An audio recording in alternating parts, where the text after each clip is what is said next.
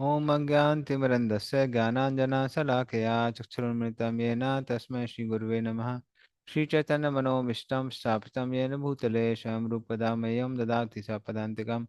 वन्देऽहं श्रीगुरोः शिवतापत्कमलं श्रीगुरून् वैष्णवांश्च श्रीरूपं सागरजातां सघना रघुनाथां वितं तं सजीवं साद्वैतं सावधूतं परिजनासहितं कृष्णचैतन्यदेवं श्रीराधा कृष्णपादान् सघना ललिता श्रीविशाखान्वितांश्च नमो विष्णुपादाय कृष्णप्रेष्ठाय भूतले श्रीमते भक्तिवेदांता स्वामिनिति नाम्ने नमस्ते सारस्वते देवे गौरवाणी प्रचारणे निर्विशेष शून्यवादी पासादिस्थाने वाञ्छाकल्पतरुभ्यश्च कृपा सिन्धुभ्यः च पतितानां पावनेभ्यो वैष्णवेभ्यो नमो नमः। नमो महावदनाय कृष्ण प्रेम प्रदायते कृष्णाय कृष्ण चैतन्य नाम्ने गौरवसे नमः। हे कृष्ण करुणा सिंधु दीनबंधु जगतपते गोपस गोपकांता राधा कांता नमस्ते तप्त कांचन गौरांगी श्री राधे वृंदावनेश्वरी विश्वानुसुते देवी प्रणमामि हरिप्रिये नीलाचल निवासाय नित्य परमात्मने बलभद्र सुभद्राभ्याम जगन्नाथाय च नमः। जय श्री कृष्ण चैतन्य प्रभु नित्यानंद श्री अद्वैत गदाधर शिवासादि गौर भक्तवृंद। हरे कृष्णा कृष्ण कृष्ण हरे हरे हरे राम राम राम हरे हरे।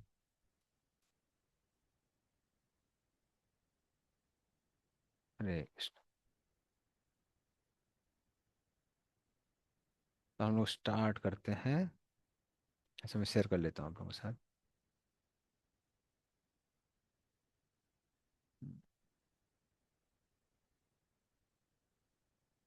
श्लोक संख्या 23। श्री सुकवाच इति उद्धवाद आप उपाकर्ण्य सुहृदाम दुस्सहम वदम ज्ञानेनाशमयच्छत्ता शोकम उत्पत्तम बुधः। पढ़िए इसका अर्थ और तात्पर्य।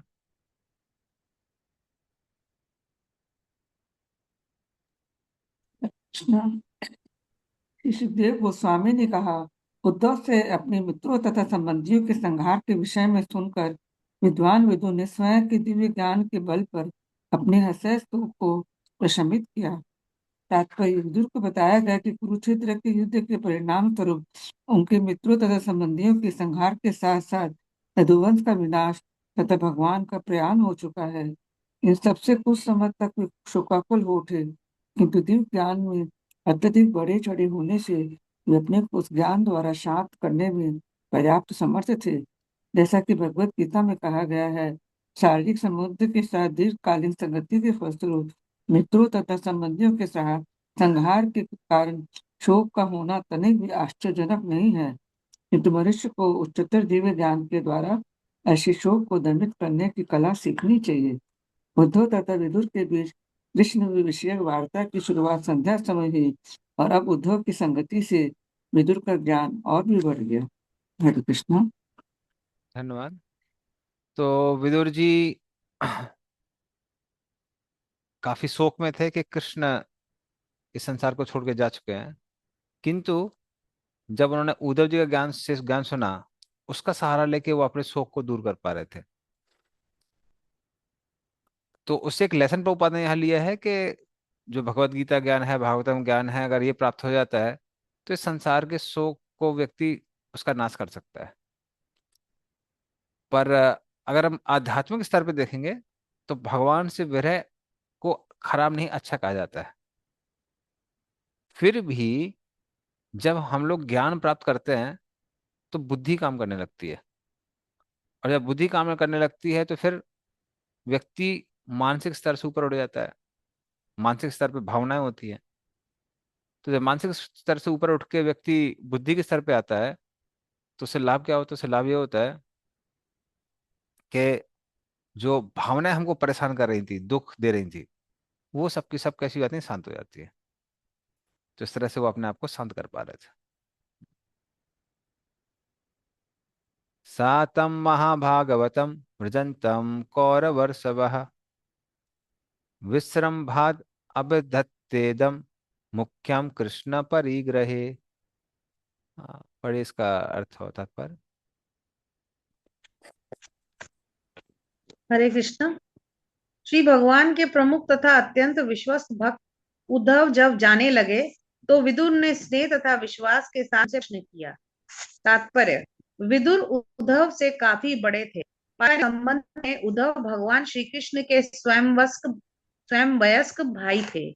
जबकि विदुर भगवान श्री कृष्ण के पिता वसुदेव की उम्र के थे, किंतु उद्धव उम्र में कम होते हुए भी भगवत भक्ति में अत्यधिक बढ़े चढ़े थे, इसलिए उन्हें यहाँ पर श्री भगवान के भक्तों में प्रमुख कहा गया है। विदुर को इसका विश्वास था, अतः उन्होंने उद्धव को उसी उच्चतर श्रेणी का मानकर संबोधित किया। दो भक्तों के बीच शिष्ट वर्ताव की यही रीति है। हरे कृष्ण। धन्यवाद। तो विश्रम्भाद अभ्युत्थादेतम मुख्यम कृष्ण परिग्रहे। तो अभ्युत्थान मुख्य कृष्ण परिग्रह का मतलब है कि जो उद्धव जी हैं वो कृष्ण के मुख्य पार्षदों में से एक हैं और साथ में कृष्ण को बहुत प्रिय है। इसलिए हालांकि अ, उद्धव जी विदुर जी के सामने बच्चे जैसे थे, उनके पुत्र के उम्र के थे, फिर भी फिर भी विदुर जी ने क्या किया, उद्धव जी को अपना गुरु बनाया। हम्म, तो इस तरह से जिसको कृष्ण का ज्ञान है हम उसे कृष्ण का वो उस ज्ञान को ग्रहण कर सकते हैं। तो उसमें उम्र, कौन कौन सी किस जाति का है, किस वर्ण का है, उसकी आर्थिक स्थिति क्या है, ये सब चीजें मैटर नहीं करती है। तो जिसके पास भी कृष्ण भक्ति का ज्ञान है हम उसे ग्रहण कर सकते हैं। विदुर्वाच ज्ञानम परम स्वात्म रहा प्रकाशम यद आह योगेश्वरीश्वरस्ते वक्तुम भवानो अर्हति यदि विष्णुर भृत्या स्वभृत्यार्थ कृतश्चरन्ति। हाँ, पढ़िए इसका अर्थ और तात्पर्य।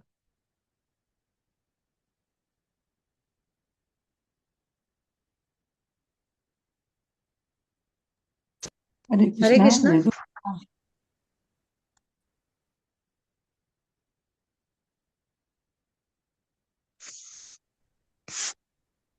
विदुर विदुर ने कहा, हे उद्धव, चूंकि भगवान श्री विष्णु के सेवक अन्यों की सेवा किए विचरण करते हैं, अतः यह उचित ही है कि आप उस आत्मज्ञान का वर्णन करें जिससे स्वयं श्री भगवान ने आपको प्रबुद्ध किया है। तात्पर्य, श्री भगवान के सेवक वास्तव में समाज के सेवक होते हैं।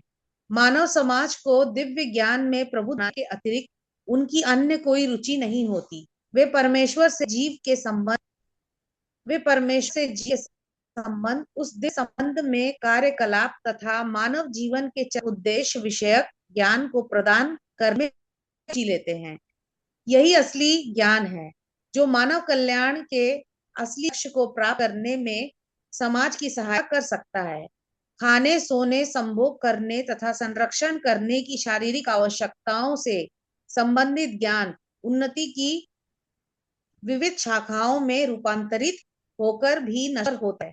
जीव एक शरीर नहीं अपितु परम पुरुष का सनातन अंश है, अतः उसे आत्मज्ञान को पुनर्जागृत करना आवश्यक है। इस ज्ञान के बिना मानव जीवन उलझन में पड़ जाता है। भगवान श्री विष्णु के सेवक को यह उत्तरदायित्व सौंपा गया है, अतः पृथ्वी पर तथा ब्रह्मांड के अन्य ग्रहों में विचरण करते हैं। इस प्रकार उद्धव को सीधे श्री भगवान से जो ज्ञान प्राप्त हुआ है वह मानव समाज में वितरण करने के योग्य है। विशेष रूप से विदुर जैसे पुरुषों में जो श्री भगवान की भक्तिमय सेवा में अत्यधिक बढ़े चढ़े हैं। असली दिव्य ज्ञान श्री भगवान से उद्धव, उद्धव से विदुर और ऐसे ही आगे गुरु शिष्य परंपरा द्वारा आगे आगे उतरता जाता है। ऐसे परम दिव्य ज्ञान को उस अधूरी चिंतन विधि से प्राप्त कर पाना संभव नहीं जैसा कि लौकिक झगड़ालू तथाकथित विद्वान हैं। विदुर उद्धव से उस गुह ज्ञान को जानने हेतु उत्सुक थे जो परमास्थितम कहलाता है, जिससे श्री भगवान अपनी दिव्य लीलाओं द्वारा जाने जाते हैं। यदि विदुर उद्धव से बड़े थे, किंतु आध्यात्मिक संबंध में वे उद्धव के सेवक बनने को उत्सुक थे।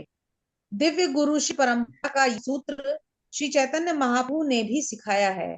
श्री चैतन्य महाप्रभु सलाह देते हैं कि मनुष्य को किसी से, चाहे वो ब्राह्मण हो या शूद्र हो, गृहस्थ हो या सन्यासी हो, दिव्य ज्ञान ग्रहण करना चाहिए, बशर्ते कि वह व्यक्ति कृष्ण विज्ञान में यथार्थ रूप से पटु हो। वस्तुतः जो व्यक्ति कृष्ण विज्ञान जानता है वह वही प्रामाणिक गुरु है। हरे कृष्ण। धन्यवाद। तो इस श्लोक में हम देख सकते हैं कि यहाँ क्या लिखा है, वक्तुम भगवान, आप बोलिए, नो अर्हति यदि विष्णु भृत्य। क्यों? क्योंकि जो भगवान के भृत्य हैं, हाँ, तो मैं क्या हूं? मैं भगवान का भृत्य हूँ, उनका सेवक हूँ। स्वभृत्यार्थ कृतस्तरंती। और आपके जैसे जो भगवान के भक्त हैं वो क्या करते हैं? वो संसार में विचरण करते हैं भक्ति का ज्ञान देने के लिए। तो आप विचरण किसके लिए कर रहे हैं? भक्ति का ज्ञान देने के लिए। और मैं भक्ति का ज्ञान लेना चाहता हूँ। तो कृपया करके अपना ये कार्य पूरा करिए और मुझे वही ज्ञान दीजिए जो कृष्ण ने आपको दिया था। तो क्योंकि उन्होंने बताया बड़ा गुही ज्ञान दिया है, तो अब वो उसके लिए आतुर हो जाता है कि भाई वो ज्ञान भी तो दीजिए, वो आप कैसे छोड़ सकते हैं। हरे कृष्णा। हम देखते हैं किसी इतना भी ज्ञान तो नहीं, क्योंकि क्लोज आदमी किसी का कुछ होता है, ऐसा कुछ नहीं है ज्ञान। लेकिन हम देखिए भगवान बहुत हेल्प करते हैं भक्त लोग को, इससे हम्म। विचलित नहीं होते। हम देखे वो क्लोज होता है क्लोज से मत। कितने जन का, कितने क्लोज क्लोज लोग को हुआ कि भगवान ने इतना हेल्प किया, इतना शांति दी कि पता ही नहीं चला। ऐसी माती आप लोगों को लगता है कि प्रगति नहीं हो रही है। सब लोग जैसे जैसे हम लोग भक्ति करते आ रहे हैं ना, भक्ति में प्रगति होती जा रही है और आसक्ति भी कम होती जा रही है। वो हमको पता नहीं चलता है एक्चुअली। जिस हद तक हमारी शारीरिक चित्र होती है उतना ज्यादा हम अफेक्टेड रहते हैं। तो बाहरी रूप से तो भगवान वो मदद करती करते हैं, वो हेल्प करते हैं। लेकिन खासकर आंतरिक रूप से भी हर समय हम लोग प्रगति कर रहे हैं। बस ये है क्योंकि सामने सामने कोई प्रमाण दिखता नहीं है। कभी कभी प्रमाण दिखता है जब ऐसे ऐसे भगवान रेसिप्रोकेट करते हैं। उसकी वजह से कई बार हमको पता चलता नहीं है कि जैसे जैसे हम लोग जप कर रहे हैं, भगवान की सेवा कर रहे हैं, यहाँ भागवतम सुन रहे हैं, पढ़ रहे हैं, वो चेतना, सारी चेतना कम हो रही है। और उतना ज्यादा हम लोग संसार के सुख दुख से ऊपर उठ जाते हैं। तो भगवान, इसलिए हर भक्त को पता होता है, भक्त को पता रहता है, भगवान को पता रहता है दोनों लोगों को कि भगवान कैसे रेसिप्रोकेट कर रहे हैं भक्तों के साथ। तो आप एकदम सही बात बोलिए। मैं तो अपना पूरा लाइफ में दिलो वो भगवान की कृपा से सब गाड़ी चल रही है चलिए, हरे हरे। उवाच ननु ते तत्व सम्राध्य ऋषि कौसारवंतिके साक्षात् भगवतादिष्टो मर्त्यलोकम जिहासता। हाँ, पढ़िए इसका अर्थ और तात्पर्य। प्रभु जी कौन सा चैप्टर, कौन सा श्लोक चल रहा है? हम चौथे काफी दिन अध्याय बाद का थोड़ा श्लोक टाइम। नंबर हाँ हाँ, बीच में शायद आप बेंगलोर गई होंगी। हाँ। तो चौथे अध्याय का श्लोक नंबर हाँ। 26 चल रहा है। हाँ। नहीं, ऐसे वृंदावन होकर आए हैं अभी। हम वृंदावन गए थे, ओहो। काशी गए, अयोध्या, वो सब थोड़ा सा उधर की साइड में गए थे। अच्छा अच्छा, चौथा चलिए अध्याय बढ़िया। चल रहा है प्रभु जी। हाँ, चौथा अध्याय चल रहा है, श्लोक थर्ड नंबर कैंटो। 26। हरे कृष्णा। श्री उद्धव ने कहा, आप महान विद्वान ऋषि मैत्रेय से शिक्षा ले सकते हैं, जो पास ही में है और जो दिव्य ज्ञान की प्राप्ति के लिए पूजनीय है। जब भगवान इस मर्त्य लोक को छोड़ने वाले थे, तब उन्होंने मैत्रेय को प्रत्यक्ष रूप से शिक्षा दी थी। तात्पर्य, कोई भले ही दिव्य विज्ञान में पारंगत क्यों न हो, उसे मर्यादा व्यतिक्रम अर्थात अपने से उच्च पुरुष की दृष्टता पूर्वक अवमानना के अपराध के विषय में सतर्क रहना चाहिए। शास्त्रों के आदेशानुसार मनुष्य को मर्यादा व्यतिक्रम नियम का उल्लंघन करने के प्रति अत्यंत सतर्क रहना चाहिए, क्योंकि ऐसा करने से उसकी आयु, उसका ऐश्वर्य, यश तथा पुण्य और सारे जगत के शुभाशीषों का विनाश होता है। दिव्य ज्ञान में पारंगत होने के लिए आध्यात्मिक विज्ञान की तकनीकों के प्रति जानकारी होना आवश्यक है। दिव्य ज्ञान की इन सारी बारीकियों से भलीभांति परिचित होने के कारण उद्धव ने विदुर को सलाह दी कि दिव्य ज्ञान प्राप्त करने के लिए मैत्रेय ऋषि के पास जाए। विदुर उद्धव को अपना गुरु मानना चाहते थे, किंतु उद्धव ने यह पद स्वीकार नहीं किया, क्योंकि विदुर उद्धव के पिता जितनी उम्र के थे, अतः उद्धव उन्हें शिष्य के रूप में स्वीकार नहीं कर सकते थे, विशेष रूप से जब मैत्रेय पास में ही उपस्थित थे। नियम है कि अपने से बड़े पुरुष की उपस्थिति में उपदेश देने के लिए किसी को उत्सुक नहीं होना चाहिए, चाहे कोई कितना ही दक्ष तथा निष्णात क्यों न हो।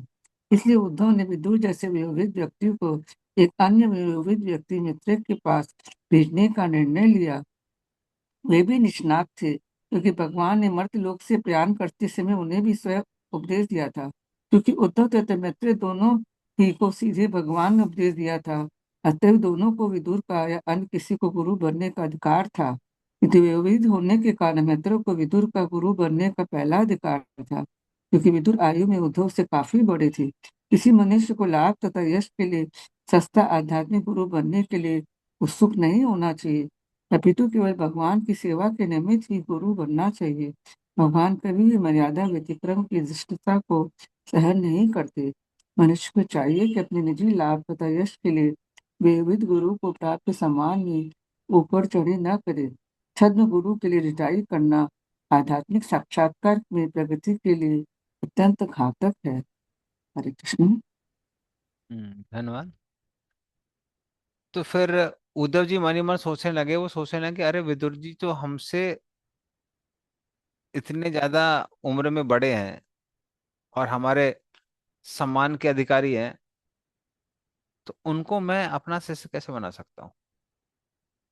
हम्म, और इसलिए उद्धव जी क्या कहते हैं कि आ, मैंने जो भी भगवान के मुंह से सुना था, खासकर किसके बारे में, कैसे आ, भगवान यादों के साथ बिना अपना शरीर छोड़े उस शरीर में ही भगवत धाम चले गए, तो ये मैं आपको पहले ही बता चुका हूँ।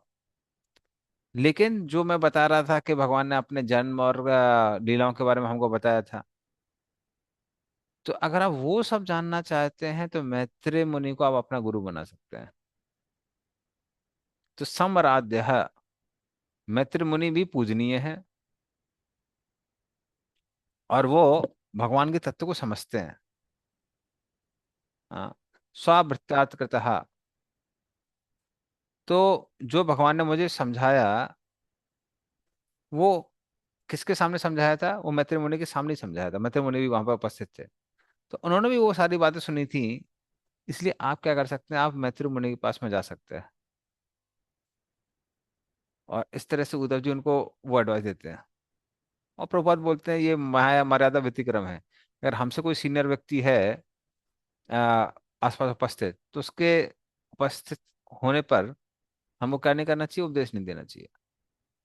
ये अदरवाइज वो क्या होता है, मर्यादा व्यतिक्रम हो जाता है। तो कलकत्ता में कई बार होता है कि पहले हम लोग भागवतम क्लास दे रहे हैं और कोई महाराज वहां पे आ जाते हैं, तो इमीडिएटली उस समय टिकट क्या था कि हम लोग उससे व्यासासन से उतर के पहले उनको प्रणाम करते थे और फिर महाराज से बोलते थे कि महाराज आप क्लास दीजिए। और महाराज कहा नहीं नहीं मेरे पास टाइम नहीं, मेरी फ्लाइट है, ये वो हमको जाना है। तो ठीक है ठीक है, और वो कहते थे कि नहीं आप कंटिन्यू करिए क्लास, तो फिर कंटिन्यू कर सकते हैं। लेकिन हमसे कोई सीनियर डिवोटी आता है तो फिर उससे आग्रह करते हैं कि आप ही क्लास दीजिए। तो ये मर्यादा है। हालांकि मैत्रेय मुनि काफी दूर में थे, ऐसा नहीं बहुत पास में थे। मेन चीज क्या हो रही थी कि उनको हेजिटेशन लग रहा था कि विदुर जी से हम कैसे बोलें ये सारी चीजें। तो उनकी एज की वजह से वो उनको उपदेश नहीं दे पा रहे थे।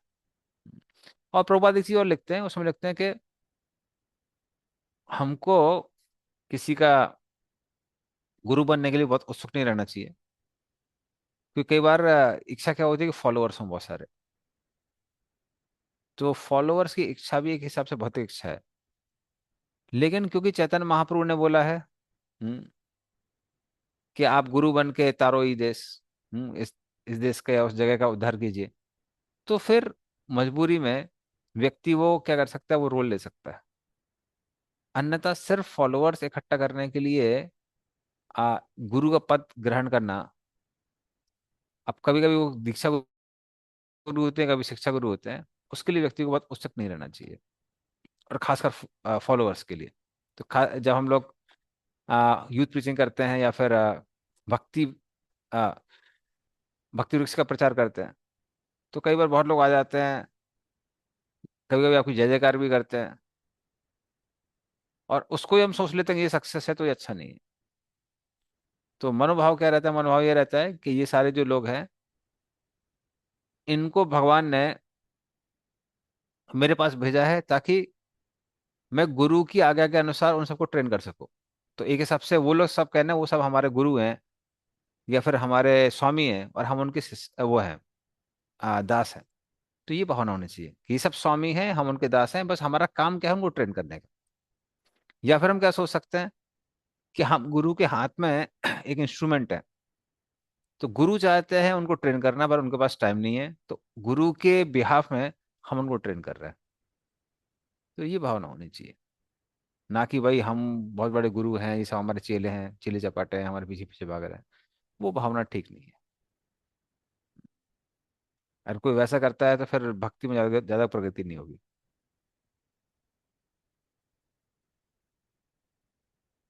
ओके, चलिए आगे चलते हैं। श्री शुकवाच इति सह विदुरेण विश्वमूर्तिर् गुणकथ्या सुधया प्लावितो रुतापः छड़म एव पुलिने यमस्वसुस्ताम समूसित औपगवेर निशाम ततो अगात। हाँ, पढ़िए इसका अर्थ और तात्पर्य। हरे कृष्णा। सुखदेव गोस्वामी ने कहा, हे राजन, इस तरह यमुना नदी के तट पर विदुर से भगवान के दिव्य नाम, यश, गुण इत्यादि की चर्चा करने के बाद उद्धव अत्यधिक शोक से अभिभूत हो गए। उन्होंने सारी रात एक क्षण की तरह बिताई। तत्पश्चात वे वहां से चले गए। तात्पर्य, यहाँ पर कृष्ण के लिए विश्व मूर्ति शब्द का प्रयोग हुआ है। उद्धव तथा विदुर दोनों ही भगवान कृष्ण के प्रयाण से अत्यधिक दुखी थे। वे भगवान के दिव्य नाम, यश, गुणों के बारे में जितनी अधिक चर्चा करते गए, उतना ही उन्हें भगवान का चित्र सर्वत्र दृष्टिगोचर होने लगा। भगवान के दिव्य स्वरूप का ऐसा मानव दर्शन न तो मिथ्या है, न काल्पनिक, अपितु वास्तविक परम सत्य है। जब भगवान को विश्व मूर्ति के रूप में देखा जाता है, तो वे ना तो अपना व्यक्तित्व खोते हैं, न ही अपना दिव्य नित्य स्वरूप, अपितु वे सर्वत्र उसी रूप में दृष्टिगोचर होते हैं। हरे कृष्ण। धन्यवाद। तो इस तरह से आ, विदुर जी और उद्धव जी दोनों ही बड़े दुखी थे कि कृष्ण छोड़ के चले गए। और रात भर वो कृष्ण की चर्चा कर रहे थे। तो ये जो भी एपिसोड था, अभी हमने विदुर जी का और उद्धव जी का संवाद सुना, ये सब एक रात में गुजर गया, खत्म हो गया। और उनको ऐसा लगा कि एक रात पूरी की पूरी एक क्षण जैसी हो। तो जैसी सुबह हुई तो फिर उद्धव जी ने कहा, "अब हमको जाना है, हमको भगवान की सेवा करनी है।" और फिर वो वहां से चल देते हैं। हम्म,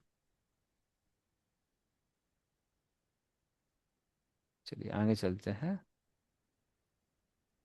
राजवाचा निधनम उपगतेषु विष्णुभुजेषु अधीर्त यूतपेषु मुख्यः सातु कथम अवशिष्ट उदवो यद धरेर अपि तत्यज आकृतिम त्रयधीशः। पढ़िए इसका अर्थ और तात्पर्य।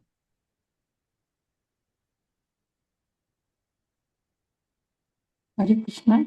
राजा ने पूछा, तीनों लोक के स्वामी श्री कृष्ण की लीलाओं के अंत में तथा उन विष्णु एवं भोज वंशों के सदस्यों के अंतर्धान होने पर जो महान सेना नायकों में श्रेष्ठ है, अकेले उद्धव क्यों बचे रहे? तात्पर्य, श्री जीव गोस्वामी के अनुसार निधनम का अर्थ है भगवान का दिव्य धाम, नी का अर्थ है सर्वोच्च तथा धनम का अर्थ है ऐश्वर्य। क्योंकि भगवान का धाम दिव्य ऐश्वर्य की सर्वोच्च अभिव्यक्ति है, अतः उनके धाम को निधनम कहा जा सकता है।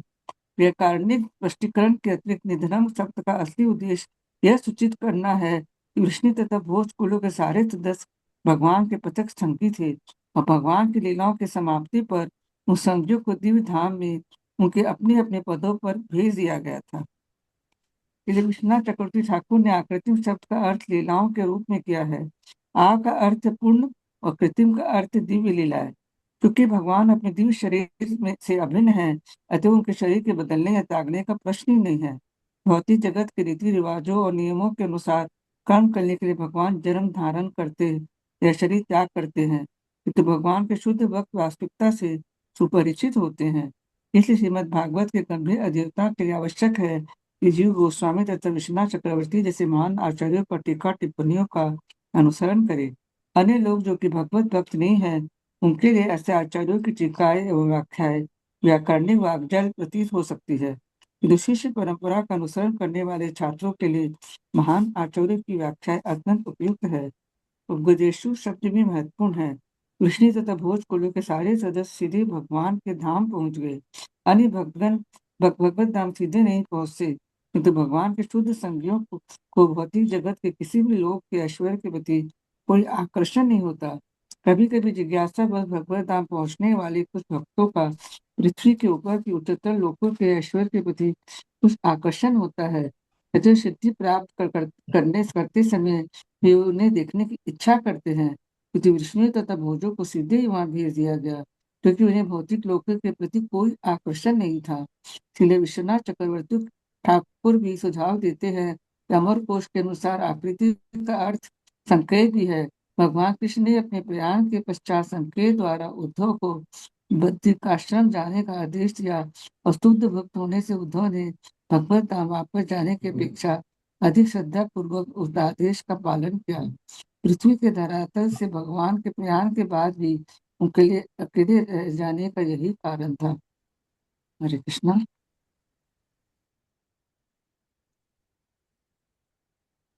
धन्यवाद। तो यहाँ पर वो प्रश्न पूछ रहे हैं परीक्षित महाराज कि भगवान ने अपने प्रकट लीला समाप्त कर दी, फिर उद्धव जी अकेले क्यों बचे? निधनाम उपगदेशु विष्णु भोजेशु। तो जब विष्णु और भोज के ये जो कुल हैं, इनके जो बाकी लोग थे वो निधनम, निधनम का मतलब ऐसा नहीं कि वो निधनम का एक मतलब होता है कि मृत्यु हो जाना, तो निधन नहीं हुआ उनका, निधनम यहाँ मतलब है नी और धनम।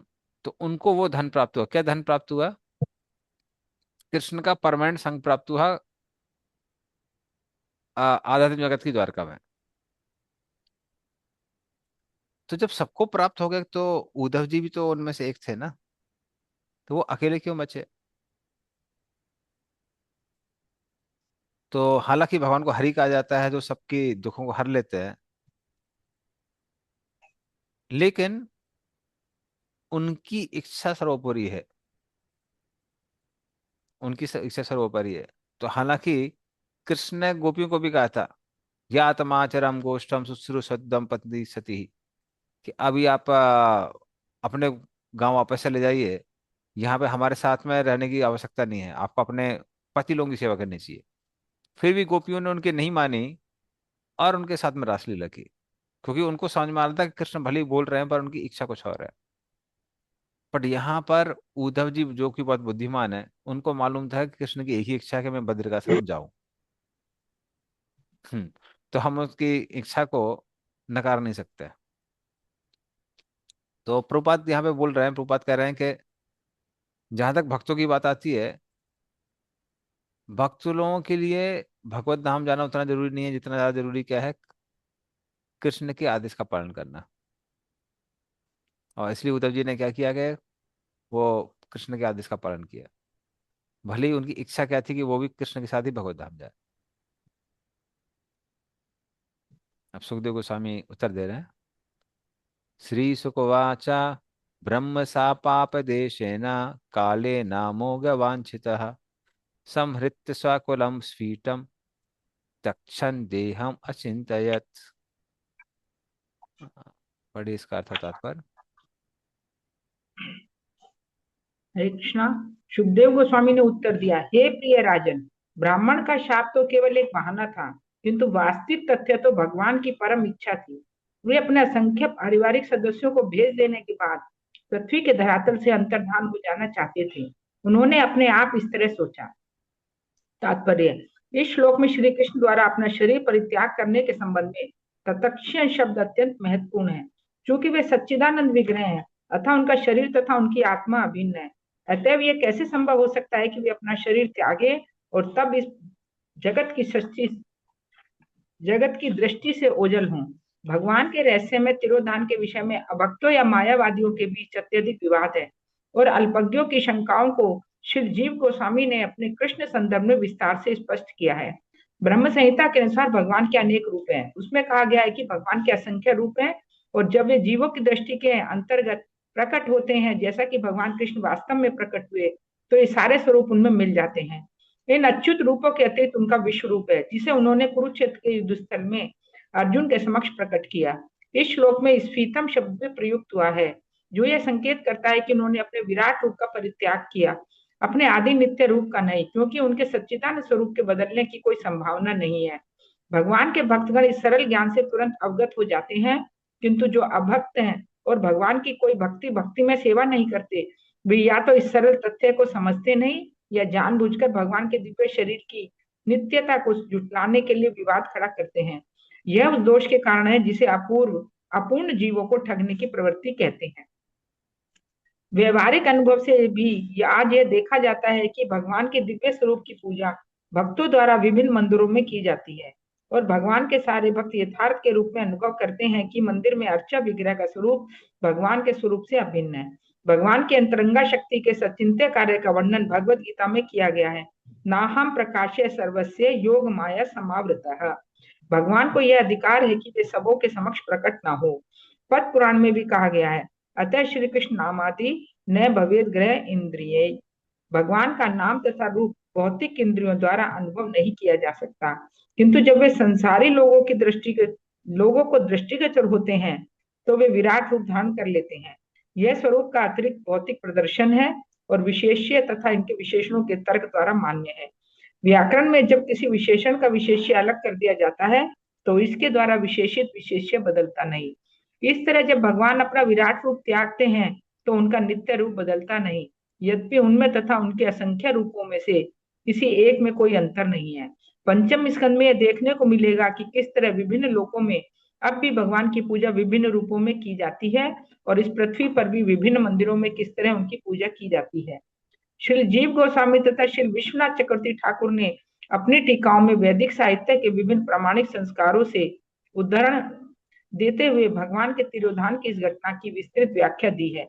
इस ग्रंथ की आकार वृद्धि के भय से हम जानबूझकर उन सबों को यहाँ समाविष्ट नहीं कर रहे हैं। यह सारा प्रसंग भगवत गीता में विवेचित है, जैसा कि ऊपर उदाहरण दिया गया है। भगवान को अधिकार है कि वे हर एक के समक्ष प्रकट ना हो। वे उन भक्तों की दृष्टि से जो प्रेम तथा भक्ति से विहीन है, अपने को सदैव दूर रखते हैं और इस तरह उन्हें अपने से अधिका दूर करते जाते हैं। ब्रह्मा के अनुरोध पर भगवान प्रकट हुए थे, क्योंकि उन्होंने शिरोदक्षाय विष्णु के समक्ष प्रार्थना की थी।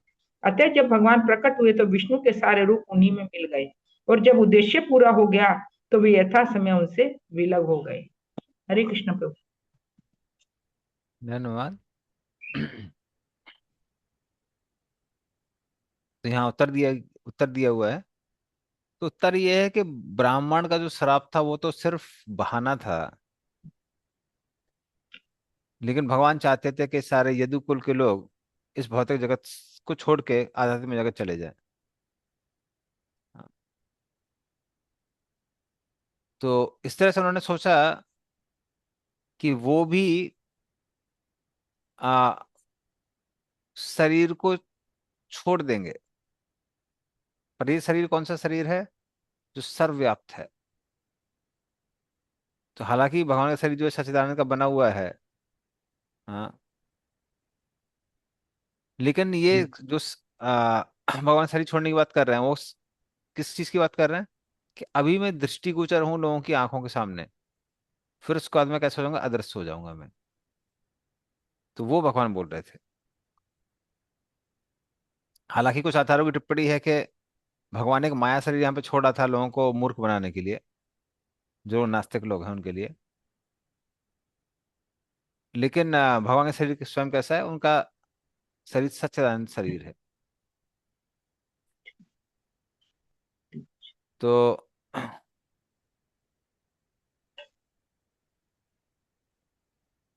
जिस तरह से आ, आ, भगवान भी कहते हैं, एक श्रुति में बोलते हैं, वासुदेव संकर्षणा प्रद्युम्न अनिरुद्ध हंसो मत्स्य कुर्मो वराहो नरसिंहो वामनो रामो रामो रमा रामः कृष्णो बुद्धः कल्कि रहम सतधा हम सहस्रधा अहम इति इतो अहम अनंतो अहम नैवेते जायन्ते नैते म्रियन्ते नैसा बंधु न मुक्ति ही सर्वे एव हेते पूर्ण अजरा अमरा परमानंदः। तो भगवान कहते हैं कि मैं ही वासुदेव, संकर्षण, प्रद्युम्न, अनिरुद्ध, हंस, मत्स्य, कूर्म, वराह, नरसिंह, वामन, राम, परशुराम, बलराम, कृष्ण, बुद्ध और कल्कि हूँ। तो मेरे हजारों और सैकड़ों रूप है, सैकड़ों हजार रूप है, मैं अनगिनत हूँ। हम्म। किंतु ये जो शरीर, ये सारे रूप मेरे हैं, ये मरने वाले रूप नहीं है। हम्म। ना ही ये इस संसार में बनते हैं और ना ही मुक्त होते हैं। ये सब के सब उम्र और मृत्यु के परे हैं, क्योंकि ये आनंद के स्वरूप है। गोपाल तपने उपनिषद में भी आता है, गोविंद सच्चिदानंद विग्रहम वृंदावन सुर ब्रूह तलासीनम।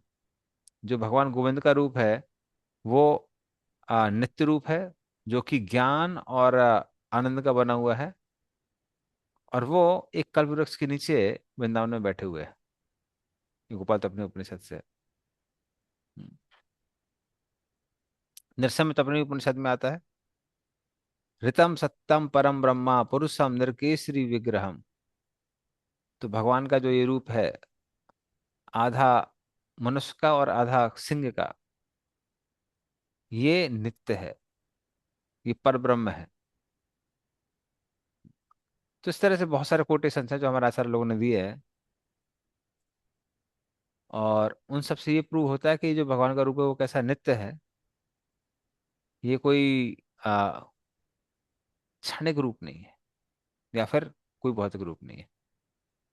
यानी लिमिट नहीं, बहुत सारे वो दिए, कोर्स दिए उन्होंने। ओके। अस्मालोकाद उपरते। हाँ, लेकिन एक और चीज नोट करने वाली, जो भी मैंने कोर्स बताया वो सब उपनिषद से है। क्योंकि कई बार मायावादी लोग कहते हैं कि हम श्रुति पे विश्वास करते हैं, स्मृतियों पे नहीं करते हैं, पुराणों पे नहीं करते हैं। पर ये सब श्रुति से ही है, उपनिषद से है कोट, जो कि दिखाता है कि भगवान के रूप कैसे नित्य है। और इससे ये एक चीज और सिद्ध होती है कि परम पुरुषोत्तम भगवान एक व्यक्ति है। क्योंकि मायावादी लोग बोलते हैं कई बार के जो भगवान के रूप हैं वो कैसे है, वो माया के रूप है, मतलब क्षणिक है। पर यहाँ क्लियरली लिखा हुआ कि ये क्षणिक नहीं है, ये कैसे है, नित्य है। अस्मालोकादुपरते मयि ज्ञानम मद आश्रयम अर्हति उद्धव एवाद्धा संप्रति आत्मवताम वरः। पढ़ इसका अर्थ होता पर।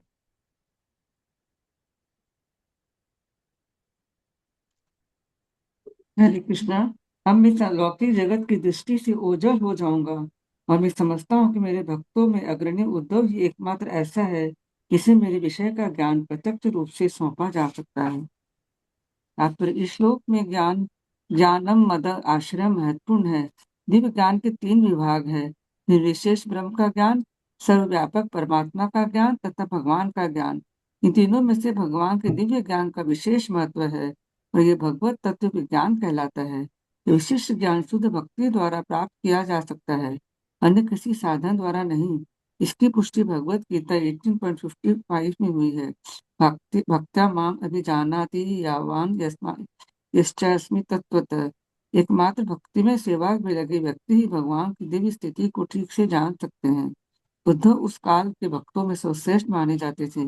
अतः भगवत कृपा से उन्हें सीधे उपदेश दिया गया, जिससे इस जगत की दृष्टि से भगवान के ओझल हो जाने के बाद लोग उद्धव के ज्ञान का लाभ उठा सके। उद्धव को बद्रिकाश्रम जहाँ भगवान नर नारायण अष्टविग्रहों के रूप में स्थित है, सलाह दिए जाने के कारणों में से यह एक कारण है। जो मनुष्य आध्यात्मिक रूप से अग्रणी है, वो मंदिर अष्टविग्रह से प्रत्यक्ष प्रेरणा प्राप्त कर सकता है। इस तरह भगवत भक्त सदैव दिव्य ज्ञान में भगवत कृपा से उल्लेखनीय प्रगति के लिए भगवान के मान्यता प्राप्त मंदिर की शरण ग्रहण करता है। हरे कृष्णा। धन्यवाद। तो यहाँ पर भगवान उद्धव जी क्या कह रहे हैं, तो भगवान सोच रहे थे कि जब मैं इस संसार को छोड़ के चला जाऊंगा, जो कि बड़ा मधुर रूप है, क्योंकि भगवान के नाम रूप गुण लीला सब कुछ सब बड़ी मधुर है, तो वो सोच रहे हैं कि मद आश्रयम, एक व्यक्ति है उद्धव जी जो कि क्वालिफाइड हैं क्या करने के लिए? बद्रिका आश्रम के जो साधु संत हैं उनको मेरा ज्ञान देने के लिए। तो ये सबके उन सबकी तीव्र इच्छा थी, जो बद्रिका आश्रम के संत थे उनकी तीव्र इच्छा थी कि कृष्ण के मुखमंडल से वो ज्ञान को ग्रहण करेंगे। लेकिन मेरे पास अब टाइम बचा नहीं है, मुझे भगवत धाम वापस जाना है, अपने धाम वापस जाना है। तो ये कार्य कौन पूरा कर सकते हैं? ये उद्धव जी पूरा कर सकते हैं, क्योंकि वो लगभग मेरे डुप्लीकेट जैसे है, खासकर ज्ञान में। तो उद्धव जी काफी हद तक देखने में भी कृष्ण जैसे थे, और ज्ञान भी उनके उनके पास बहुत था।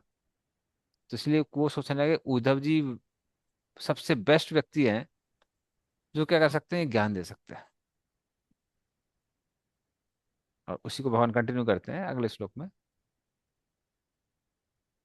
नोद्धव अन्व अपि मम न्यूनो यद्गुणेनार्दितः प्रभुः अतो मत वयुनम लोकम ग्राह्यन इह तिष्ठतु। पर इसका अर्थ तात्पर्य। हरे कृष्णा। उद्धव किसी भी तरह मुझसे घटकर नहीं है, क्योंकि वह प्रकृति के गुणों द्वारा कभी भी प्रभावित नहीं हुआ है। अतः भगवान के विशिष्ट ज्ञान का प्रसार करने के लिए वह इस जगत में रहता रहे। तात्पर्य, भगवान का प्रतिनिधि बनने के लिए जिस विशिष्ट योग्यता की आवश्यकता होती है वह है प्रकृति के गुणों से आप प्रभावित रहना।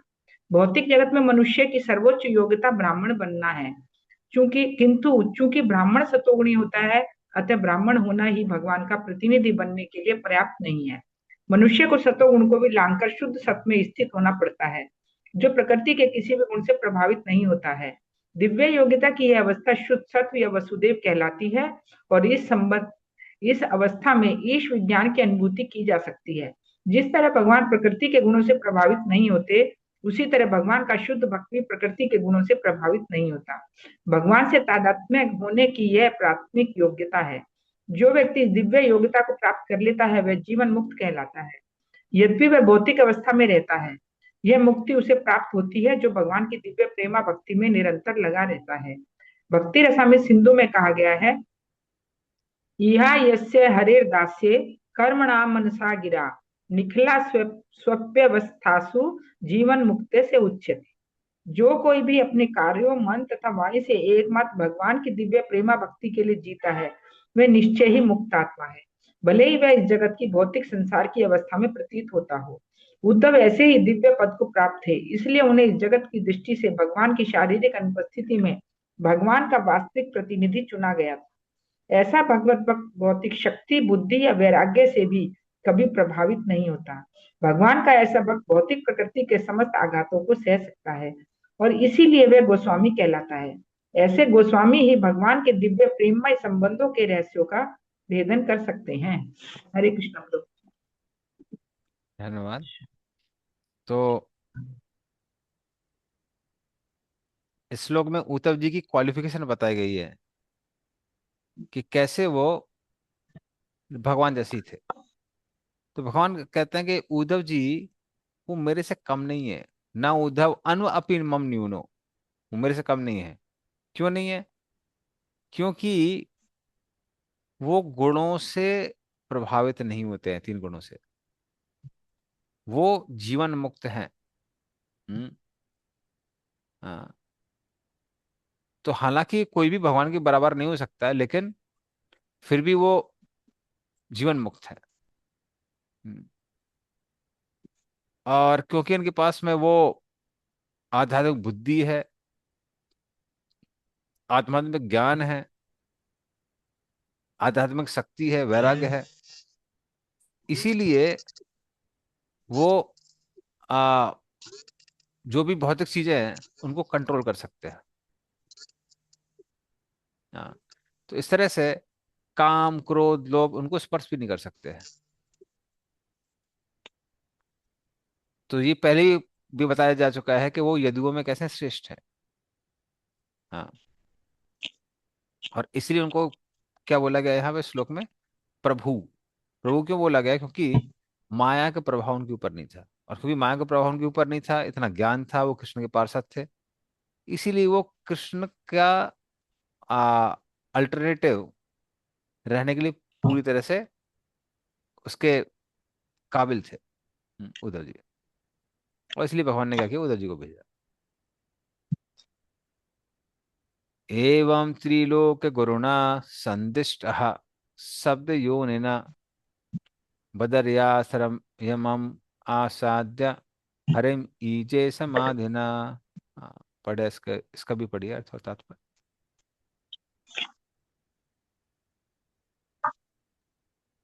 हरे कृष्णा। सुखदेव गोस्वामी ने राजा को सूचित किया, इस तरह समस्त वैदिक ज्ञान के स्रोत और तीनों लोकों के गुरु पूर्ण पुरुषोत्तम भगवान द्वारा उपदेश दिए जाने पर उद्धव बद्रिकाश्रम तीर्थ स्थल पहुंचे। भगवान को तुष्ट करने के लिए उन्होंने अपने को समाधि में लगा दिया। तात्पर्य, वस्तुतः भगवान श्री कृष्ण तीनों लोकों के गुरु है और वे समस्त वैदिक ज्ञान के आदि उद्गम है।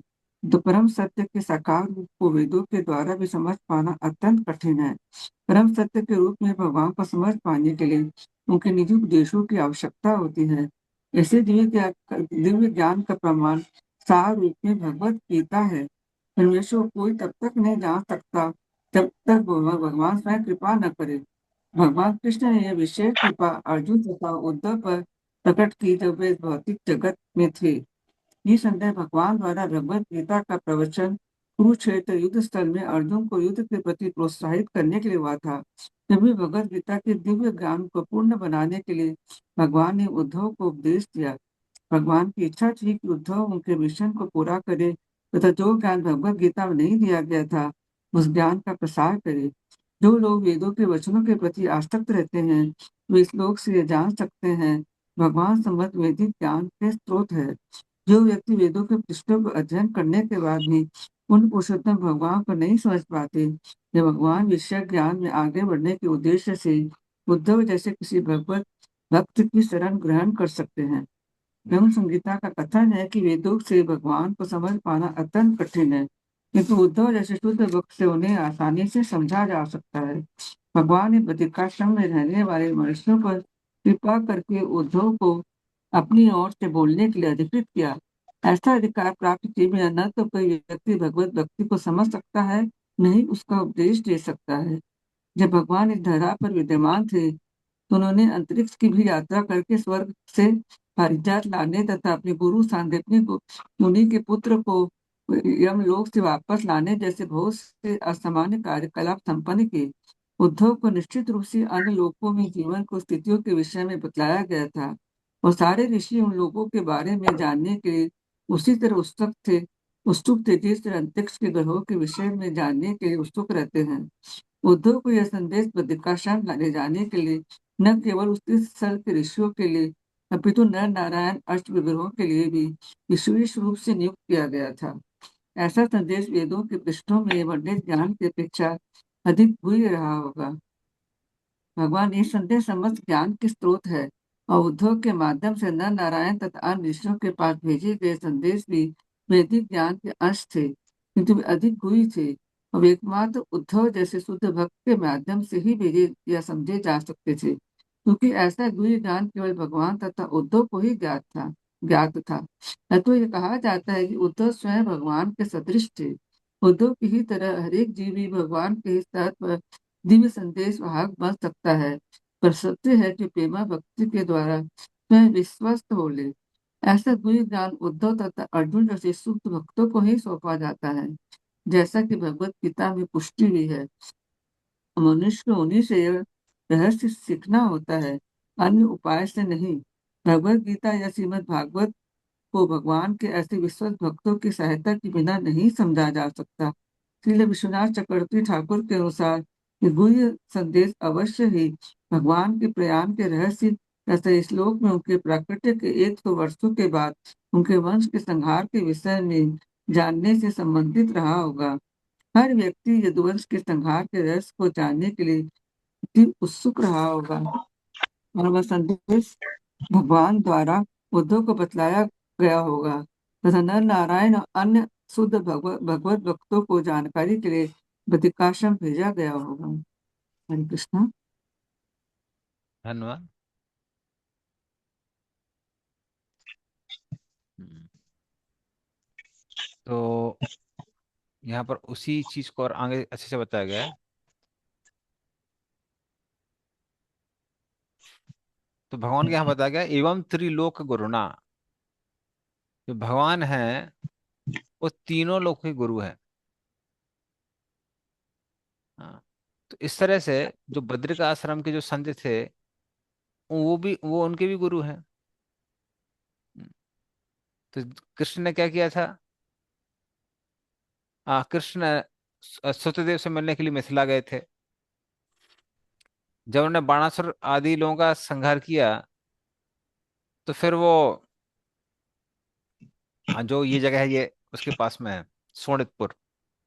जब हम लोग बद्रीनाथ केदारनाथ जाते हैं तब रास्ते में पड़ती है, तो वहां तक भी भगवान गए। पारिजात प्राप्त करने के लिए भगवान स्वर्ग लोक गए, और वहां पे इस तरह से सारे देवताओं को उनको दर्शन हुए, उनसे मिले। ब्राह्मणों के पुत्रों को प्राप्त करने के लिए वो वैकुंठ गए, मतलब उनके पास में आ, महाविष्णु के पास, और उनसे मिले। वहां पे आप महाविष्णु के पार्षदों से मिले। और जब भगवान देवकी के आ, पुत्रों को लेने गए तो सुतल लोग गए, जहाँ बलि महाराज से मिले और वहां के लोगों से मिले। तो इस तरह से इन सबको सौभाग्य प्राप्त हुआ कृष्ण के रूप का दर्शन करने का और कृष्ण की शिक्षा ग्रहण करने का। लेकिन भगवान बद्रिकाश्रम नहीं गए। लेकिन भगवान को अभी भी याद था, भगवान सारे भक्तों का ध्यान रखते हैं। उनको याद था कि जो बद्रिका आश्रम के संत हैं वो उनसे ज्ञान प्राप्त करने के लिए बहुत उत्सुक हैं। इसीलिए उन्होंने क्या किया, उनको उद्धव जी को वहां भेजा। और विष्णु चक्रवर्ती ठाकुर बोलते हैं किसी किसी कल्प में भगवान स्वयं भी जाते हैं, तो उसमें उद्धव जी को नहीं भेजते हैं। हम्म, तो इस तरह से यहाँ पे उन्होंने क्या किया, नरनारायण ऋषि को मैसेज भेजा और उनको बोला कि जो उद्धव जी हैं वो हमसे कम नहीं है। हाँ, और फिर उन्होंने सोचा कि उद्धव जी के मुख से जब नरनारायण ऋषि और सारे संत लोग सुनेंगे तो वो उस तरह से उनके हृदय में संतोष प्राप्त होगा। तो हालांकि 125 साल भगवान रहे, लेकिन उस समय तक उनको टाइम मिल नहीं पाया वहां जाने का। तो ये काम वो किसके माध्यम से कर रहे हैं? वो उद्धव जी के माध्यम से कर रहे हैं। ठीक है, तो हम लोग अभी अगले श्लोक में चलते हैं। विदरो अपि उदवाच श्रुत्वा कृष्णस्य परमात्मनः क्रीडो क्रीडयोपात देहस्य कर्माणि श्लाघितानि च। तो पढ़िए इसका अर्थ और तात्पर्य। हरे कृष्णा। विदुर ने उद्धव से इस मृत्यु लोक में परमात्मा अर्थात भगवान कृष्ण के आविर्भाव तथा तिरोभाव के विषय में भी सुना, जिसे महर्षिगण बड़ी ही लगन के साथ जानना चाहते हैं। तात्पर्य: परमात्मा अर्थात भगवान श्री कृष्ण के आविर्भाव तथा तिरोभाव का विषय महर्षियों तक के लिए रहस्य बना हुआ है। इस श्लोक में परमात्मा ने शब्द महत्वपूर्ण है। सामान्य जीव प्राय आत्मा कहलाता है, किंतु भगवान कृष्ण कभी भी सामान्य जीव नहीं है, क्योंकि वे परमात्मा है। फिर भी मनुष्य के रूप में उनका आविर्भाव तथा इस मृत्यु लोक से उन्हें उनका तिरोभाव उन शोधार्थियों के लिए शोध का विषय है, जो बड़ी ही लगन के साथ शोध कार्य करते हैं। ऐसे विषय निश्चय ही अधिक रोचक हैं, क्योंकि शोधार्थियों को भगवान का दिव्य धाम खोजना होता है, जिसमें भगवान मृत्यु लोक की लीलाएं समाप्त करने के बाद प्रवेश करते हैं। किंतु महर्षियों तक को कोई जानकारी नहीं है कि इस भौतिक आकाश के परे आध्यात्मिक आकाश है, जहाँ श्री कृष्ण अपने संगियों समेत नित्य निवास करते हैं। यद्यपि उसी के साथ साथ वे सारे ब्रह्मांडों में बारी बारी से अपनी मृत्यु लोक की लीलाएं प्रदर्शित करते रहते हैं। इसकी पुष्टि ब्रह्म संहिता में हुई है। गोलोक एवं निवसय तत् अखिला आत्मभूत है। भगवान अपनी अचिंत्य शक्ति से अपने नित्य धाम गोलोक में रहते हैं, फिर भी साथ साथ परमात्मा रूप में वे सर्वत्र आध्यात्मिक तथा भौतिक आकाशों में अपने विविध रूपों द्वारा विद्यमान रहते हैं। अतएव उनके आविर्भाव और तिरोभाव साथ साथ चलते रहते हैं, और कोई भी निश्चित रूप से यह नहीं कह सकता कि उनमें से कौन सा अथ है और कौन सा इति है। उनकी नित्य लीलाओं का कोई आदि अंत नहीं है। उन्हें शुद्ध भक्त से ही जाना जा सकता है। अतः तथाकथित शोधकर्ता कार्य में मूल्यवान समय नष्ट नहीं किया जाना चाहिए। हरे कृष्णा प्रभु जी। धन्यवाद। तो इस तरह से आ, आगे वही चीज आगे चलती है कि इस तरह से भगवान ने क्या किया, भगवान ने सोचा कि हम उद्धव जी को ये ज्ञान देंगे। और जब वो जाके बद्रिक आश्रम के जो संत लोग हैं उनको सुनाएंगे, तो उनको वो जो विरह भाव है भगवान से, वो उनका दूर हो पाएगा। अजय प्रभुपाद ने पिछले उसमें भी बोला था कि हालांकि साधारण लोगों के लिए भगवान किस तरह से वहां पर उपस्थित है, भगवान नर नारायण विग्रह के रूप में ही उपस्थित है वहां पर। अगर हम लोग भी अभी जाएंगे तो वहां पर नर नारायण ऋषि की सिर्फ विग्रह उधर पे है, लेकिन जो भगवान के शुद्ध भक्त होते हैं, भगवान के उन्नत भक्त होते हैं, वो क्या कर सकते हैं, वो उसको भी एक्सेस कर सकते हैं। तो वो जो ज्ञान था वो मात्र वहां के संतों के लिए नहीं था, वो किसके लिए था, वो नर नारायण ऋषि के लिए भी था। हालांकि नर नारायण ऋषि भी किससे अभिन्न है, वो कृष्ण से अभिन्न है। तो हालांकि वो कृष्ण से अभिन्न है, फिर भी वो उसको सुनने के लिए बहुत उत्सुक है कि हाँ भाई ठीक है। जैसे कई बार कुछ लोग प्रभुपाद भी कई बार करते थे, प्रभुपाद कई बार क्या करते थे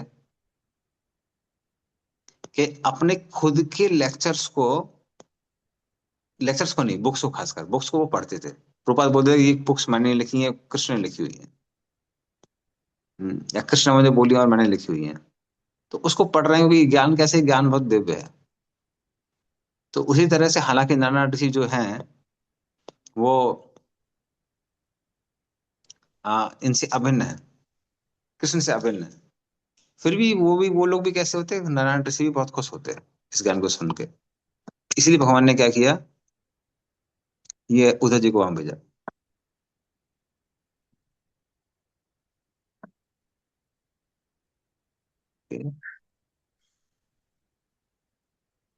तो समाव में बीच में डिस्कनेक्ट हो गया था।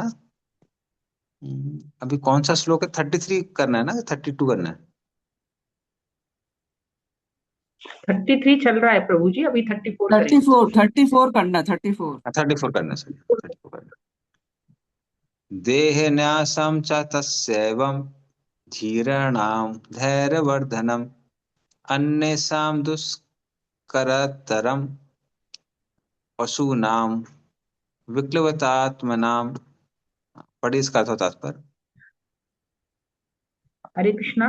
भगवान के यशस्वी कर्मों तथा मृत्यु लोक में असाधारण लीलाओं को संपन्न करने के लिए उनके द्वारा धारण किए जाने वाले विविध दिव्य रूपों को समझ पाना उनके भक्तों के अतिरिक्त अन्य किसी के लिए अत्यंत कठिन है, और पशुओं के लिए तो वे मानसिक विक्षोभ मात्र है।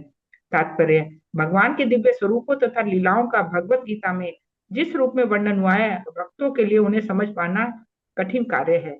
भगवान कभी भी ज्ञानियों तथा योगियों जैसे व्यक्तियों के समक्ष अपने को उद्घाटित नहीं करते। कुछ अन्य लोग भी हैं जिनकी गणना हृदय की गहराई से भगवान से ईर्ष्या करने के कारण पशुओं में की जाती है। ऐसे ईर्ष्यालु पशुओं के लिए भगवान के आविर्भाव तथा तिरोधान का विषय केवल मानसिक विक्षोभ है, जैसा कि भगवत गीता में पुष्टि की गई है। ऐसे दुर्जन जिन्हें मात्र भौतिक भोग की चिंता रहती है, जो भारवाही पशुओं की तरह कठिन श्रम करते हैं, आसुरिक भाव के कारण किसी भी अवस्था में भगवान को नहीं जान पाते।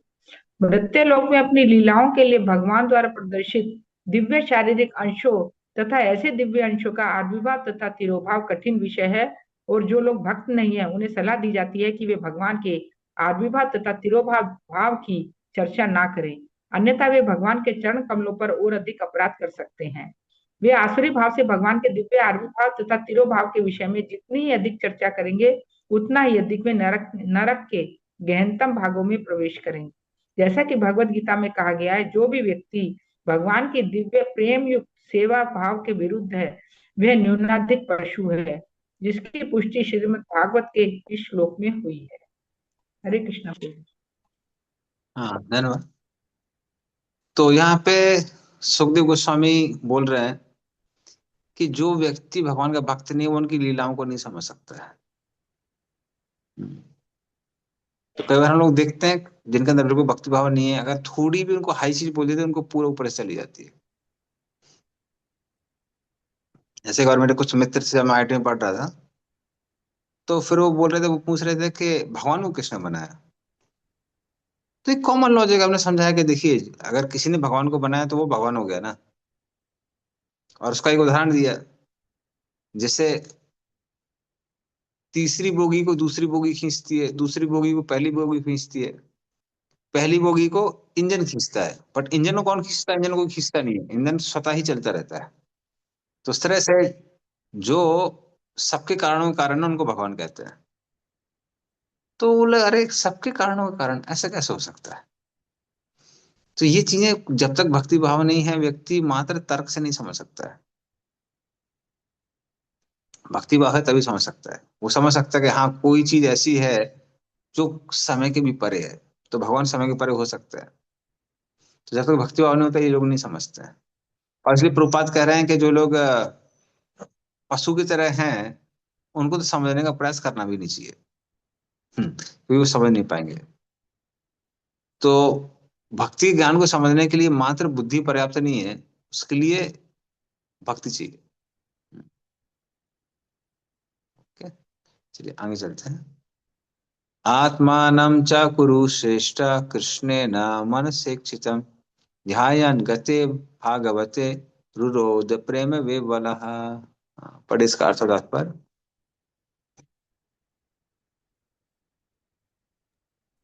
हरे कृष्णा। यह सुनकर कि इस जगत को छोड़ते समय भगवान कृष्ण ने उनका स्मरण किया था, विद्युत प्रेम भाव से अभिभूत होकर जोर जोर से रो पड़ी। तात्पर्य, जब विदुर जान पाए कि अंतिम समय पुण्य पुरुषोत्तम भगवान कृष्ण ने उनका स्मरण किया, तो प्रेम भाव से अभिभूत उठे। यद्यपि वे अपने को नगण्य मानते थे, फिर भी भगवान ने अपनी अहेतु की कृपा वश उनका स्मरण किया। विदुर ने इसे महान कृपा के रूप में स्वीकार किया। इससे वे रो पड़े। ऐसा रोना भक्ति मार्ग में अग्रसर होने का अंतिम संकेत है। जो व्यक्ति प्रेम बस भगवान के लिए चिल्ला सकता है, वो भक्ति में सेवा के मार्ग में निश्चय ही सफल है। हरे कृष्ण। धन्यवाद। तो उद्धव जी, नहीं सॉरी, विदुर जी ने जब उद्धव से ये सुना कि जब मैं वहां उपस्थित था, तो भगवान के अरेंजमेंट से मैत्री मुनि भी वहां पहुंचे, क्योंकि भगवान अंतिम समय में आपको याद कर रहे थे कि आपको ज्ञान देने के लिए तो कोई होना चाहिए। बद्रिका आश्रम के संतों को ज्ञान देने के लिए कौन है? उद्धव जी बने। लेकिन हमारे विदुर को कौन ज्ञान देगा? तो भगवान ने अरेंजमेंट क्या किया कि मैत्री मुनि वहां पे थे, और इस तरह से मैत्री मुनि को अरेंज किया कि वो आपको ज्ञान दे सके। जब विदुर जी ये सुनते हैं, तो फिर रोने लगते हैं कि भगवान ने जाते समय मुझे याद किया, मैं कितना तुच्छ जीव हूँ। तो इस तरह से भगवान हर किसी का ध्यान रखते हैं। व्यक्ति कितना भी तुच्छ क्यों ना हो, भगवान याद रखते हैं। और प्रभुपाद कहते हैं कि अगर कोई आ, भगवान के लिए रो सकता है, मतलब वो आध्यात्मिक प्रगति कर चुका है। यहाँ उद्धव जी रो रहे हैं, सॉरी, ये विदुर जी रो रहे हैं। कालिंद्या कतिभिः सिद्धा, अहो भीर्भरतर्षभा, प्रापद्यत् सरितं, यत्र मित्रासुतो मुनिः। पढ़िए इसका अर्थ, तात्पर्य तो है नहीं, अर्थ पढ़िए। हरे कृष्णा। यमुना नदी के तट पर कुछ दिन बिताने के बाद स्वरूप सिद्धात्मा विदुर गंगा नदी के तट पर पहुंचे, जहाँ मैत्रेय मुनि स्थित थे। हरे कृष्णा। इस प्रकार धन्यवाद। श्रीमद् भागवत के तीसरे स्कंद के अंतर्गत विदुर का मैत्रेय के पास जाना नामक चौथे अध्याय के भक्ति वेदांत तात्पर्य पूर्ण हुआ। हरे कृष्णा प्रभु जी। धन्यवाद। तो इस तरह से वो कुछ समय तक यमुना में रहे, यमुना के तट पे। और जो अन्य आचार्य वगैरह या फिर भक्तों को बताते हैं कि वो वृंदावन में थे, कि उद्धव जी जब यहाँ पर आते हैं तो पहले आ, जहाँ उद्धव कुंड है, जहाँ हम लोग गोवर्धन परिक्रमा लगाते हैं, तो उद्धव कुंड आता है वहां पे। तो उद्धव कुंड में जो कृष्ण की रानियां थी, 8 मुख्य रानियों को छोड़ दिया जाए, उसके अलावा जो 16,100 रानियां थी, उसमें प्रमुख जो थी उनका नाम था, आ, प्रमुख रानी का नाम था, हाँ, रोहिणी ही नाम था। तो ये बलराम जी की माँ रोहिणी नहीं है, दूसरी रोहिणी है। तो वो सब के सब उनके मन में इच्छा थी कि हम जानना चाहते हैं कि कृष्ण किन ब्रजवासियों के का नाम ले लेकर रोते हैं रात भर। तो हम ब्रज की भक्ति समझना चाहते हैं। इसीलिए कृष्ण अर्जुन के साथ में उनको भेजते हैं। लेकिन जैसे ही वो वृंदावन के क्षेत्र में आते हैं, आती हैं ये सारी रानियां, तो भगवान स्वयं असंख्य गोप सखाओं के रूप में आते हैं, गोपों के रूप में आते हैं, और मात्र लकड़ी से ही अर्जुन को हरा देते हैं और सारी रानियों को लेके चले जाते हैं। और फिर से रानियां पहुंचती हैं उद्धव कुंड, और वहां उद्धव जी प्रकट होते हैं। उद्धव जी प्रकट होते हैं, उद्धव जी सारी रानियों को उपदेश देते हैं भागवतम का। फिर सारी रानियां वहीं उद्धव कुंड में समाकर भगवत धाम वापस लौट जाती है। तो वो भी ब्रज भक्ति के बारे में सुनती हैं उद्धव जी से। और फिर ये भी सुनते हैं उद्धव जी से विदुर जी। तो विदुर जी कुछ समय तक वहां रहते हैं, और फिर उसके बाद में, क्योंकि उनको मैत्री मुनि से ज्ञान लेना था कि जो कि कृष्ण ने मैत्री मुनि के साथ छोड़ा था, इसलिए वो गंगा के तट पे जाते हैं। तो शायद ये स्थान कुछ हरिद्वार या ऋषिकेश का रहा होगा, जहाँ पे वो जाते हैं और वहां पे मैत्री मुनि से ज्ञान ग्रहण करते हैं। तो उस ज्ञान के बारे में वो कैसे मैत्री मुनि से मिलते हैं, कैसे आ, प्रश्न वगैरह पूछते हैं, कैसे दोनों की मुलाकात होती है, ये सब का सब चैप्टर नंबर 5 में है। तो हम लोग चैप्टर नंबर 5 में चलते हैं। Okay.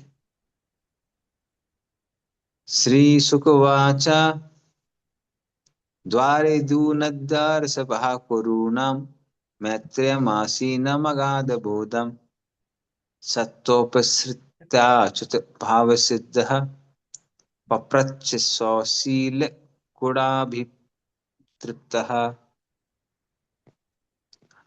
पढ़िए इसका अर्थ और तात्पर्य।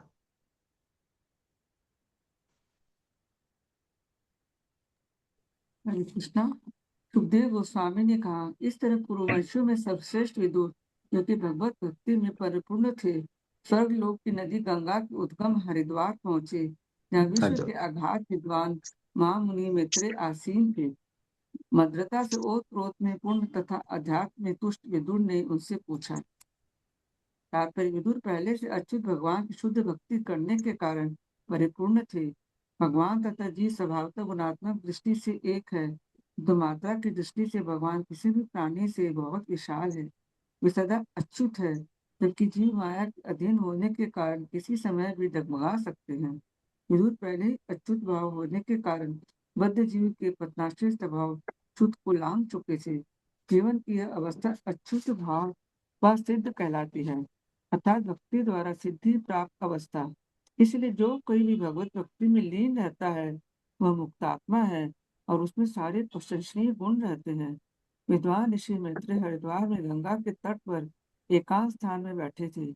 विदुर जब भगवान के पूर्ण भक्त तथा समस्त दिव्य सद्गुणों से युक्त थे, जिज्ञासा बस उनके पास पहुंचे। हरे कृष्ण। धन्यवाद।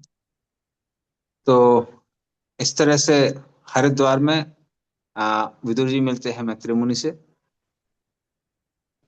और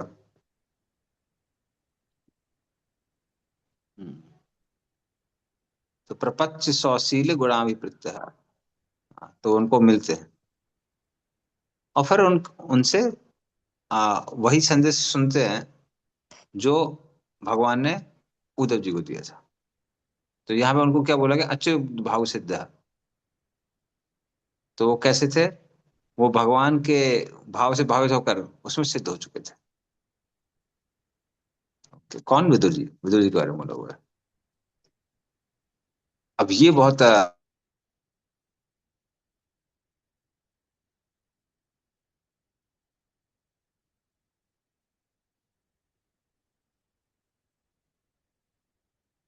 आवाज नहीं आ रही है।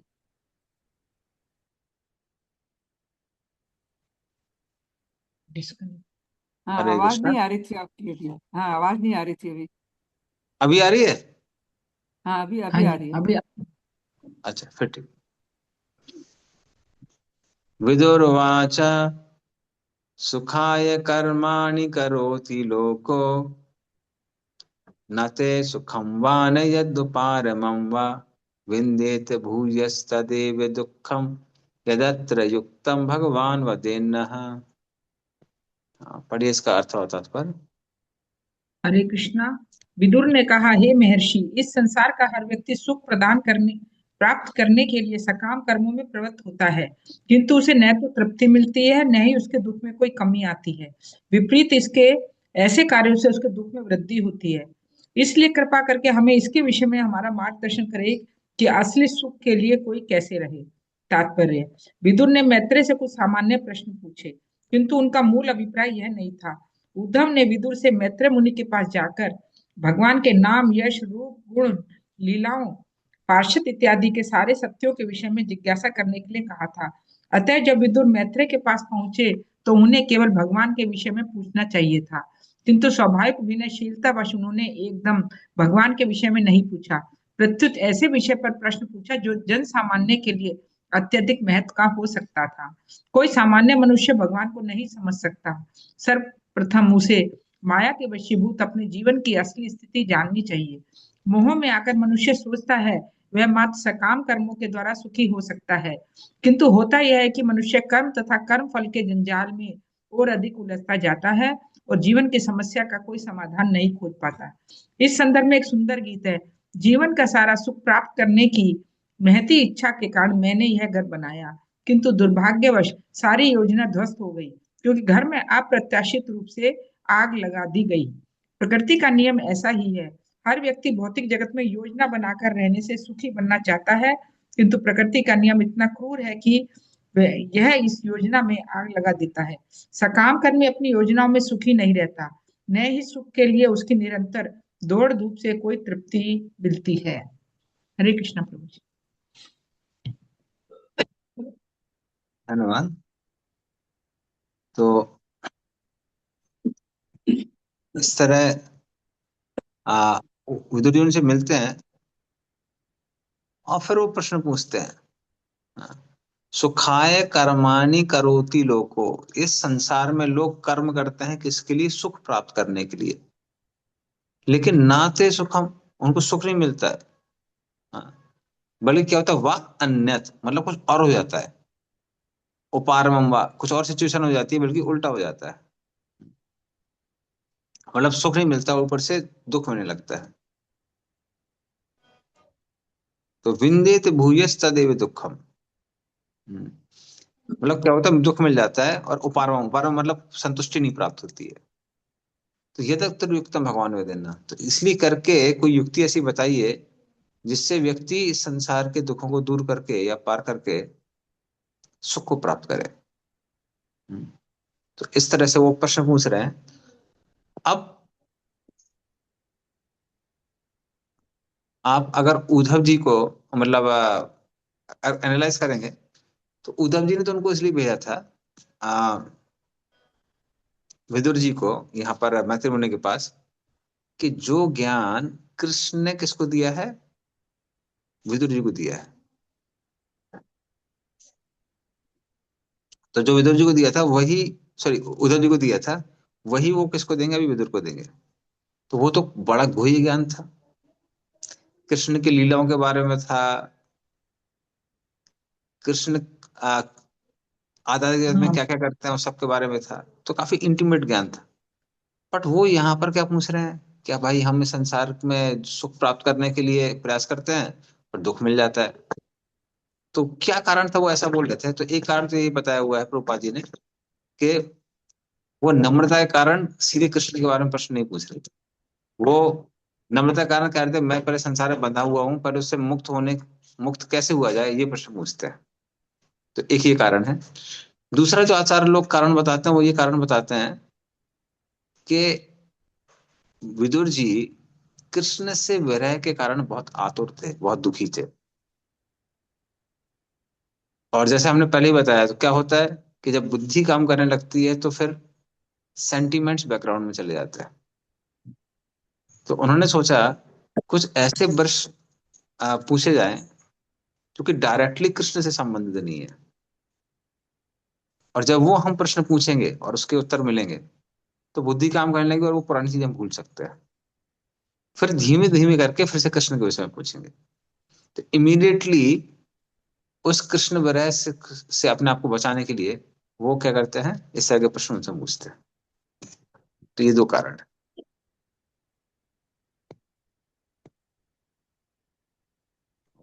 तो कंटिन्यू करते हैं।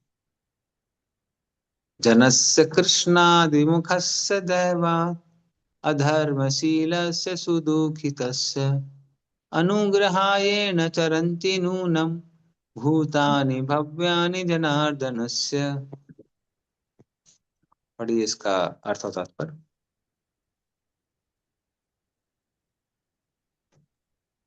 हरे कृष्णा।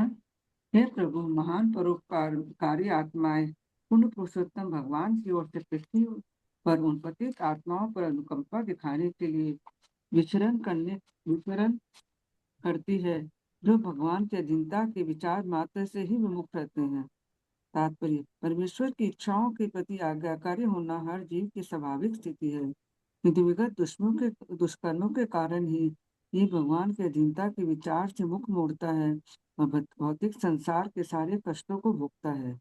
किसी को भगवान श्री कृष्ण की भक्तिमय सेवा के अलावा कुछ भी नहीं करना होता है। अतः भगवान की दिव्य प्रेमा भक्ति के अतिरिक्त कोई भी कार्य निम्नाधिक परम इच्छा के विरुद्ध कार्य है। समस्त काम कर्म अनुभवगम्य दर्शन तथा योग भगवान की अधीनता भावना के निम्नाधिक विरुद्ध है।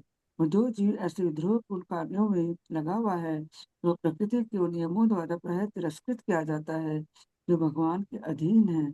भगवान के महान शुद्ध भक्त पतितों के प्रति दयालु होते हैं, इसलिए वे आत्माओं को भगवत धाम वापस लाने के उद्देश्य से संसार भर में विचरण करते रहते हैं। ऐसे शुद्ध भगवत भक्त पतितात्माओं का उद्धार करने के लिए उनके पास ईश्वर का संदेश लेकर जाते हैं। अतः समान व्यक्ति को जो भगवान की भयंकर शक्ति के प्रभाव से मोहग्रस्त हुआ रहता है, उनकी संगति का लाभ उठाना चाहिए। हरे कृष्ण। धन्यवाद। तो अब वो प्रशंसा कर रहे हैं मैत्री मुनि की। जनस्य कृष्णात विमुखस्य। तो साधारण लोग कृष्ण के विमुख हो गए हैं, कृष्ण से अपना मूड उन्होंने मोड़ लिया है। क्यों मोड़ लिया है? दैवात, किसी किसी कारण से उन्होंने मोड़ लिया है। शील से सुदुखित। और लोग क्या करते हैं? लोग अधार्मिक कार्य करने लगते हैं और सुदुखित, इस तरह से और भी ज्यादा दुख प्राप्त करते हैं। लेकिन वो उनको बोल रहे हैं अनुग्रहाये चरंती ऋणम, लेकिन कृपा करने के लिए आपके जैसे महान भक्त इस संसार में क्या करते हैं? विचरण करते हैं। हाँ, भूतानि भव्यानि जनार्दनस्य। और इस तरह से आप भगवान जनार्दन के कौन है? पार्षद है, जो कि कृपावश सारे जीवों का उद्धार करने के लिए यहाँ वहां विचरण करते हैं। तो इसलिए आप क्या करिए, अब हमारा भी उद्धार करिए, और जो हमने प्रश्न पूछा हुआ है उसका उत्तर दीजिए। तो इस तरह से वो उनसे आग्रह करते हैं। और प्रभुपाद बताते हैं कि संसार में लगभग सभी लोग क्या है, सभी लोग भगवान को, भगवान से वैर भाव रखते हैं, अलग अलग डिग्री तक वैर भाव रखते हैं। और इसलिए भगवान के अधीन नहीं होना चाहते हैं। लेकिन जो भगवान के शुद्ध भक्त है वो बहुत कृपालु होते हैं, और उनका एक ही मिशन होता है, कैसे ये जो भूले भटके जो संसार के लोग हैं उनको वापस समझाया जाए। हाँ, उनको बताया जाए कि अगर आप कृष्ण के साथ रहेंगे तो सुखी रहेंगे। अभी ये जो आप स्वतंत्र जीवन जी रहे हैं, इसके कारण आप सुखी नहीं है। और इस तरह से वो उनको कन्विंस करते हैं, और कन्विंस करने के बाद वो वापस उनको भगवत धाम लेके जाते हैं। तो शुद्ध भक्तों का यही मेन काम है।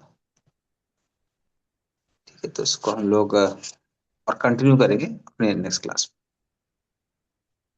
तो अब हम यहीं पे विराम देते हैं। हरे गंधराज कृष्ण। श्रीमद् भागवतम की। हाँ, कल संडे को ना वो राधानाथ महाराज जी का सेलिब्रेशन है ना, तो उसमें जाना है, तो क्लास नहीं अटेंड कर पाएंगे परसों। ओके, ठीक है, समझ गया मैं। वो व्यास पूजा के लिए आप जी भी जा रही हैं क्या? नहीं नहीं, यहाँ पे मोती जी में सेलिब्रेशन है, उसमें जाएंगे कलकत्ता में। अच्छा, मोदी जी में सेलिब्रेशन जा रही है। हम्म। ठीक है, तो फिर और भी भक्तों से पूछते हैं कि वो लोग यहाँ पे हैं या फिर जा रहे हैं, क्या कैसा, उसके हिसाब से हम लोग डिसाइड करते हैं। हम्म। अगर कोई हम्म। और भी भक्त अगर जा रहे हैं, कुछ कई भक्त हो सकते हैं जी भी जा रहे हो, तो फिर हाँ, हम नया लोग नहीं वगैरह तो करेंगे भैया प्लान। बॉम्बे में। हाँ। अच्छा, क्योंकि हम्म। 7 तारीख को वहां पे भी जीवी में भी है। तो हम्म। अगर भक्त लोग नहीं है तो फिर उसको संडे को नहीं करेंगे, फिर फ्राइडे को करेंगे, नेक्स्ट फ्राइडे को। ठीक है, चलिए, तो एक बार पूछ लेते हैं भक्त लोग से। हरे हाँ, ठीक। हरे हरे, रंध्रा श्रीमद् भागवतम की जय, श्री गोपाल की जय। पांच अकल्प ध्रुव कृपा सिंधु पत्यनाम पावने वैष्णव नमः। श्री गोपाल की